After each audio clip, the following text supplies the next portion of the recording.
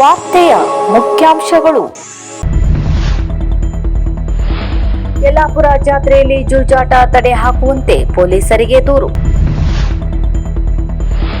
ಬೇಡ್ತಿ ವರದಾ ನದಿ ಜೋಡಣೆ ವಿವಾದ ಕೇಂದ್ರದ ಅಂಗಳದಲ್ಲಿದೆ, ಸಿದ್ದರಾಮಯ್ಯ. ಹಲಗತ್ತಿ ಗ್ರಾಮ ಪಂಚಾಯಿತಿ ಸದಸ್ಯರುಗಳಿಗೆ ಸನ್ಮಾನ. ಕುಟುಂಬ ಸಮೇತರಾಗಿ ಶಿರಸಿಯ ನಾಡದೇವಿ ಶ್ರೀ ಮಾರಿಕಾಂಬಾ ದೇವಾಲಯದ ದರ್ಶನ ಪಡೆದ ಆರ್.ವಿ. ದೇಶಪಾಂಡೆ.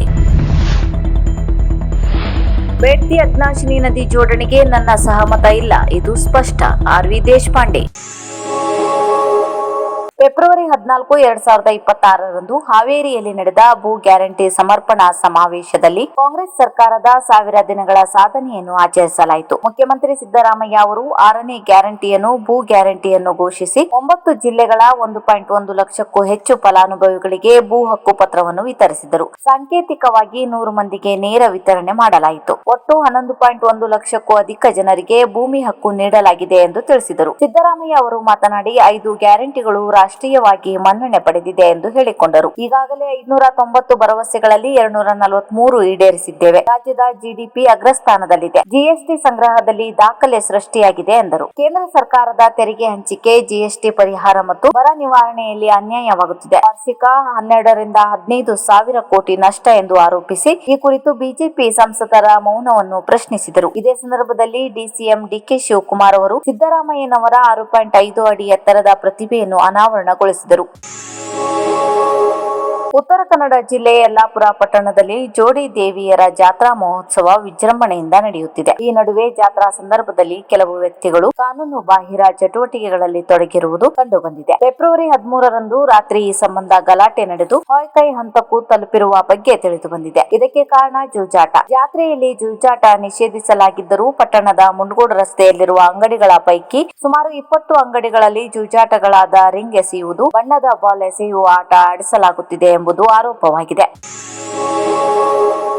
ರಾಜ್ಯ ಸರ್ಕಾರದ ಆಡಳಿತ ಸುಧಾರಣಾ ಸಮಿತಿಯ ಅಧ್ಯಕ್ಷರಾದ ಆರ್.ವಿ. ದೇಶಪಾಂಡೆ ಇವರು ಪತ್ನಿ ರಾಧಾ ಅವರ ಜೊತೆ ಶಿರಸಿಯ ನಾಡದೇವಿ ಶ್ರೀ ಮಾರಿಕಾಂಬಾ ದೇವಾಲಯಕ್ಕೆ ಭೇಟಿ ನೀಡಿ ಶ್ರೀದೇವಿಯ ದರ್ಶನ ಪಡೆದರು. ಈ ಸಂದರ್ಭದಲ್ಲಿ ಕಾಂಗ್ರೆಸ್ ಪಕ್ಷದ ಪ್ರಮುಖರಾದ ರಮೇಶ್ ದುಬಾಶಿ, ದೀಪಕ್ ದೊಡ್ಡೂರ್ ಇತರರು ಉಪಸ್ಥಿತರಿದ್ದರು.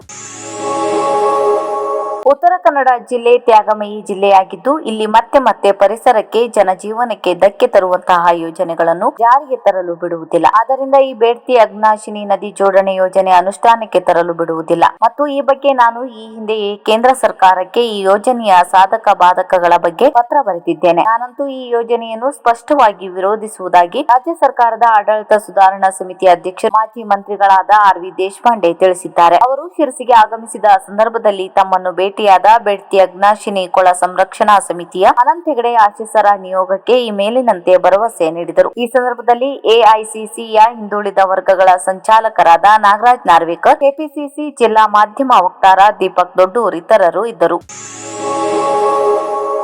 ಶಿರಸಿ ತಾಲೂಕು ಹಲಗದ್ದೆ ಗ್ರಾಮ ಪಂಚಾಯಿತಿ ಅಧ್ಯಕ್ಷರಾಗಿ, ಉಪಾಧ್ಯಕ್ಷರಾಗಿ ಹಾಗೂ ಸದಸ್ಯರಾಗಿ 2020-21ರಿಂದ 2025-26ರವರೆಗೆ ಸೇವೆಯನ್ನು ಸಲ್ಲಿಸಿದ ಗ್ರಾಮ ಪಂಚಾಯಿತಿ ಆಡಳಿತ ಸಮಿತಿಯವರಿಗೆ ಮತ್ತು ಈ ಹಿಂದೆ ಗ್ರಾಮ ಪಂಚಾಯಿತಿ ಅಭಿವೃದ್ಧಿ ಅಧಿಕಾರಿಗಳಾಗಿ ಕಾರ್ಯನಿರ್ವಹಿಸಿರುವ ಪಿಪಿ ಲಮಾಣಿ ಅವರಿಗೆ ಗ್ರಾಮ ಪಂಚಾಯತದಿಂದ ಸನ್ಮಾನಿಸಿ ಅಭಿನಂದಿಸುವ ಕಾರ್ಯಕ್ರಮ ಹಮ್ಮಿಕೊಳ್ಳಲಾಗಿತ್ತು. ಇದೇ ಸಂದರ್ಭದಲ್ಲಿ ತಾಲೂಕು ಪಂಚಾಯತ್ ಕಾರ್ಯನಿರ್ವಾಹಕ ಅಧಿಕಾರಿಗಳಾಗಿ ಈ ಹಿಂದೆ ಕಾರ್ಯನಿರ್ವಹಿಸಿದ ಸತೀಶ್ ಹೆಗ್ಡೆ ಅವರಿಗೆ ಮತ್ತು ಕಾರ್ಯನಿರ್ವಾಹಕ ಅಧಿಕಾರಿಗಳಾದ ಚನ್ನಬಸಪ್ಪ ಹಾವಣಿಗೆ ಅವರನ್ನು ಆಡಳಿತ ಸಮಿತಿಯು ಸನ್ಮಾನಿಸಿ ಅಭಿನಂದಿಸಿತು. ಇದೇ ರೀತಿ ತಾಲೂಕು ಪಂಚಾಯಿತಿ ತಾಂತ್ರಿಕ ಸಹಾಯಕರಾದ ಸುಪ್ರೀಂ ನಾಯ್ಕ್ ಅವರಿಗೂ ಸಹ ಸನ್ಮಾನಿಸಿ ಅಭಿನಂದಿಸಲಾಯಿತು.